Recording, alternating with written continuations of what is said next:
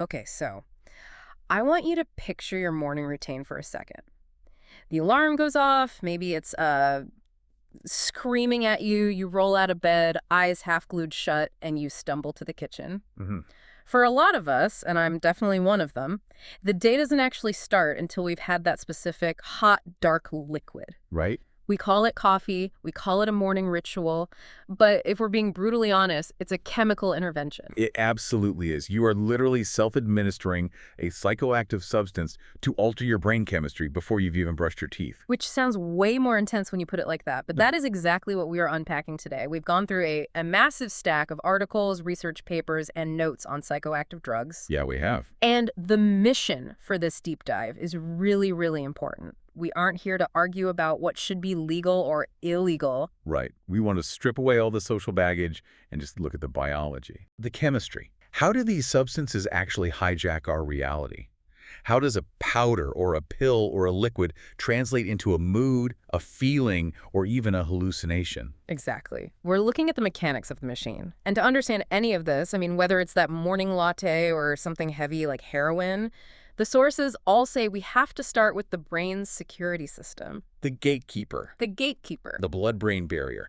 This is the first technical concept you have to wrap your head around. Your brain is the most sensitive, critical organ in your body. Evolution didn't just leave it exposed to whatever's floating around in your bloodstream. Okay. It's protected by this incredibly tight layer of capillaries. So it's like a VIP club with the strictest door policy in the entire city. That's a great analogy. It really is. Most things in your blood, bacteria, viruses, certain toxins, large molecules, they get turned away at the door. Nope, not on the list. Exactly. They simply cannot pass into the brain tissue. It's a survival mechanism.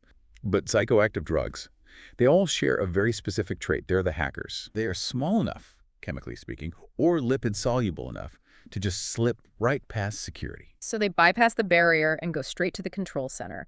And this is where I want to slow down and really get into the weeds, because the sources describe this process as locking and unlocking the brain. When a drug slips past the bouncer and gets into the club, what is it actually doing? Because it feels like magic. You take a pill and suddenly you feel happy or sleepy or invincible. It's not magic, it's mechanics. Yeah. So you have to remember that your brain communicates through neurotransmitters. These are chemical messengers that jump the gap between neurons. That gap is called the synapse. Okay. Psychoactive drugs are essentially just manipulating that synaptic transmission. And looking at the research, it seems like they have three main ways of doing this, right? The mechanics of manipulation. Right. So if we use the analogy of a lock and a key, where the receptor in your brain is the lock and the natural neurotransmitter is the key. Okay, lock and key. Got it. The first mechanism is what we call an agonist. An agonist. Let's unpack that. Think of an agonist as a duplicate key. It's a chemical from outside your body that mimics the shape and operation of your natural neurotransmitter perfectly. It fits into the lock, turns it, and activates the receptor. Morphine is the classic example. It perfectly mimics endorphins, your body's natural pain reducers. So the brain is completely tricked. It thinks, oh, here comes an endorphin to soothe the pain, but it's actually the drug. Precisely. The receptor fires just the same. Then you have the complete opposite mechanism, antagonists. Which I'm guessing are the bad guys in this movie? Well, in a mechanical sense, yeah. An antagonist blocks the action of a neurotransmitter. So imagine sticking a piece of chewing gum into the keyhole. The antagonist physically occupies the space, but it doesn't activate the lock. So it just inhibits the signal. It completely silences the message. Exactly. And the third one is arguably the most fascinating because it covers so many modern drugs, from antidepressants to stimulants. And that's the reuptake inhibitor. The reuptake inhibitor. Sure. This one is clever. Normally, after a neurotransmitter releases into the gap and does its job, the brain cleans it up. It sucks it back up into the neuron to be recycled. Right. That process is called reuptake, a reuptake inhibitor. It blocks that vacuum. So the cleanup crew just got fired. The neurotransmitter just stays in the synapse, floating around. And because it's still there, it keeps bumping into the receptors, firing them over and over and over again. So you're not adding a new chemical, you're just preventing the brain from cleaning up the party that's already happening. You got it. It amplifies the natural signal by just stopping the cleanup. Okay, so we've got the mechanics, Yeah. the fake key, which is the agonist, Yep. the gum in the lock, the antagonist, Right. and the broken vacuum, the reuptake inhibitor. Let's apply this to the specific drugs, starting with the ones that rev everything up.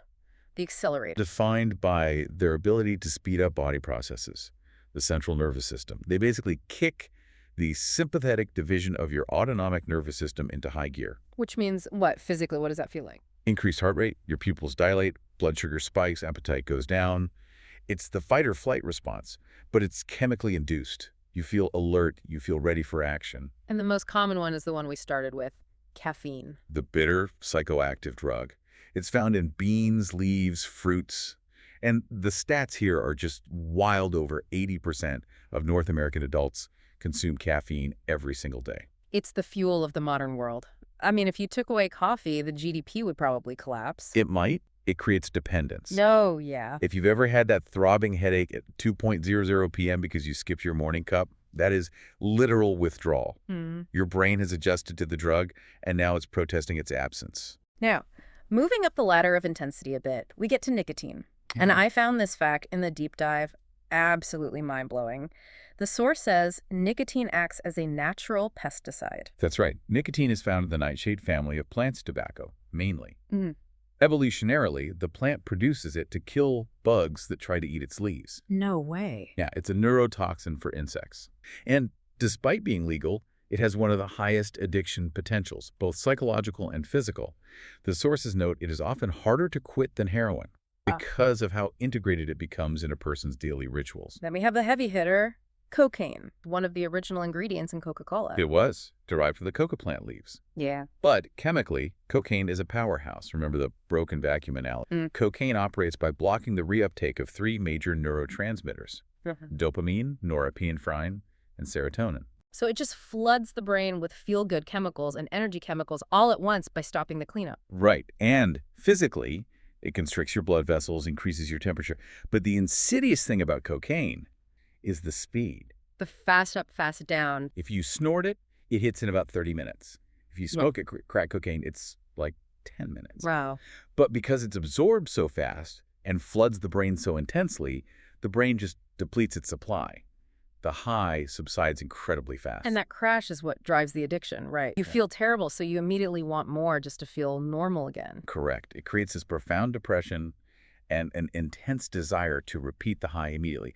It's a chemical trap. The notes also mention amphetamines here, things like Adderall, but also methamphetamine. Right. Meth acts similarly, but often with a much higher level of tolerance, meaning you need more and more to get the same effect.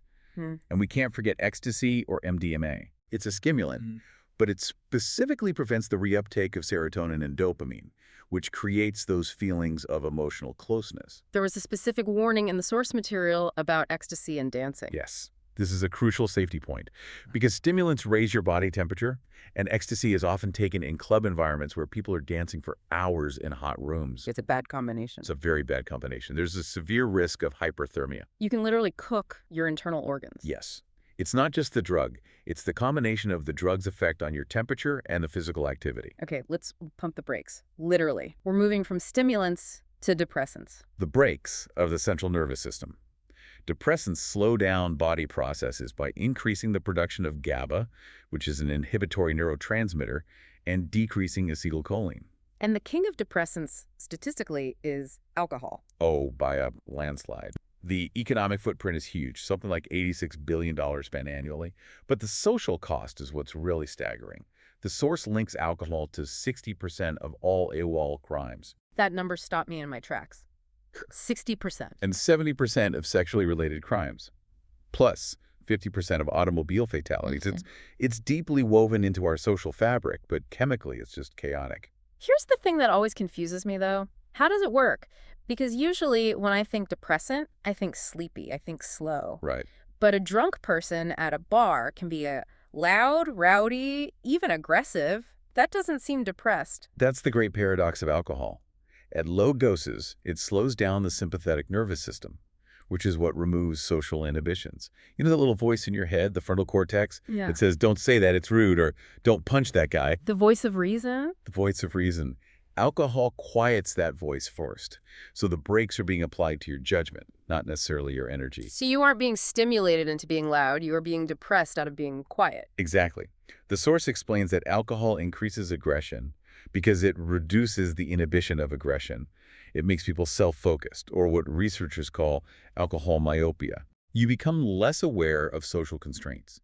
You literally stop noticing the cues that would normally keep you in check. And then at higher doses. Then the depressant nature becomes literal.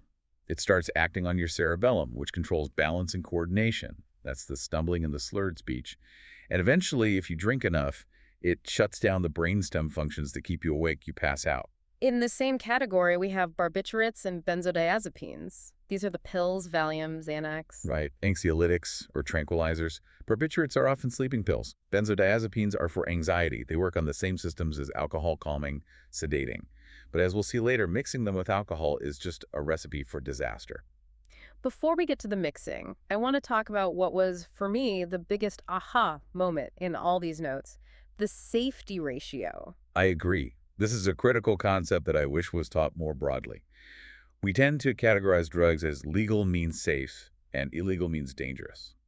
But pharmacology, it uses math. The safety ratio. So how do we calculate it? It's a simple fraction. The lethal dose divided by the normal effective dose. Basically, how much do you need to take to get high versus how much do you need to take to die? So a low number is bad. Very bad. A low ratio means the line between having a good time and dead is incredibly thin. A high ratio means it's much harder to overdose. There's a wide buffer zone. Okay, let's look at the numbers provided in the source. This really puts things in perspective. Let's start with marijuana. Marijuana has a safety ratio of roughly 1,000. 1,000. That is a massive safety margin. You'd essentially have to consume 1,000 times the normal dose to reach a lethal level. Okay, now compare that to alcohol, the one you can buy at the grocery store. Alcohol has a safety ratio of 10. 10? Just 10? Just 10. I mean, think about that. If 2 drinks get you a buzz, 20 drinks can kill you. That easily fits within a single night of heavy binge drinking. That is frighteningly low for something so widely available. What about cocaine? Cocaine is around 15. So, strictly speaking of toxicity, how close the lethal dose is to the effective dose? Alcohol has a tighter margin than cocaine does. And the scariest one on the list. Heroin. The safety ratio is 6. 6? Are you serious? The average fatal dose is only 6 times greater than the normal dose. And remember, street drugs aren't regulated. So if you get a batch that is just slightly purer than you're used to, you can accidentally cross that line instantly. And that's it. And that's it. That's why accidental overdoses are so common. There is almost no room for error. That is terrifying. And speaking of heroin, that leads us right into opiates. Derived from the poppy plant, morphine, heroin, codeine. These are agonists for endorphins. They produce euphoria and pain relief, but they also depress breathing. And that's usually what kills you. Respiratory depression, you just stop breathing. And the notes mention there teratogens. What's that? Yes, it means they can cross the placental barrier. If a pregnant woman uses opiates, the fetus is exposed and can be born physically dependent, suffering withdrawal immediately after birth. Oh, that's awful. And finally, hallucinogens. Marijuana fits here, but also LSD and mescaline. These primarily mimic serotonin and epinephrine. They don't just speed you up or slow you down. They actually alter your perception of reality. Right. With LSD, you're talking about full-blown hallucinations. With marijuana, it's more about mild intoxication, time distortion, and enhanced perception. We've covered the what and the how, but we really need to talk about the why of addiction. The source breaks down tolerance versus withdrawal. Right. Tolerance is your body getting used to the drug, so you need more of it to feel the same effect. Okay.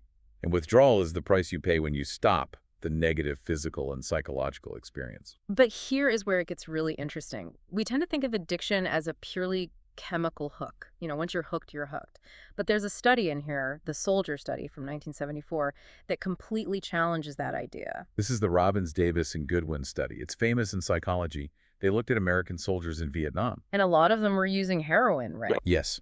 It was cheap, it was potent, and it was everywhere. A significant number of soldiers became addicted to morphine and heroin while they were overseas. Right. So the expectation from the government and the public was that when the war ended and they came home, we would have a massive crisis of addicted veterans on our hands. But that's not what happened. No, not at all. The vast majority of them, soldiers who were physically addicted in Vietnam, stopped using almost immediately upon returning home. They just stopped. They didn't need rehab, they didn't relapse, they just stopped. That blows my mind. If addiction is just a chemical key in a lock, that shouldn't be possible. It suggests that addiction is biopsychosocial. In Vietnam, they were stressed, lonely, surrounded by the drug, and in a terrifying environment. The drug was a coping mechanism for that context. When you remove them from that environment and put them back with their families, in a safe place, with jobs and support, the chemical hook wasn't enough to sustain the addiction. So the environment plays a huge role. It's not just about the molecule, it's about where you are when you take it. Precisely. It completely challenges the exposure model of addiction. One last warning from the notes before we wrap up. We talked about mixing drugs. Synergy. This is so dangerous. When you mix drugs, the effects don't just add up, they multiply. 1 + 1 = 5. What are the big no-nos listed in the sources? The most lethal is alcohol and benzodiazepines, like Valium or opiates. Both are depressants. When you combine them, the effect on the central nervous system increases dramatically. Because they're both doing the same thing. They both tell the brain to stop breathing. This is a frequent cause of overdose deaths, particularly in people who are drinking and taking pills at the same time. And alcohol plus cocaine. That combination creates a specific toxicity. The liver produces a chemical called cocathylene when they're both present. It hits the cardiovascular system much harder than cocaine alone. It puts incredible strain on the heart. So when we step back from all this, what does it all mean? We've looked at coffee, we've looked at heroin, we've looked at the math of safety ratios. It means we are chemical beings. These substances aren't magic. They are keys that fit into locks we already have installed in our brains. Whether it's the agonist mimicking a key or the antagonist jamming the lock, they are hacking our natural communication system. And knowing the safety ratio, I mean, knowing that alcohol is a 10 and marijuana is 1,000, helps us navigate the risks better than just saying drugs are bad. Absolutely. Knowledge is the best form of harm reduction. Yeah. And understanding that addiction isn't just a moral failing or even just a chemical trap, but that it's heavily influenced by our environment, that changes how we should look at recovery. It brings us right back to those soldiers, doesn't it? If the environment can turn an addiction on or off, it really makes you wonder about how we treat addiction in society today. Yeah, Are we focusing too much on the chemical and not enough on the life the person is living? that is the ultimate question. If we want to fix the brain, maybe we have to fix the world the brain lives in first. Something to think about over your next cup of coffee. Thanks for listening to this deep dive. Stay curious, everyone.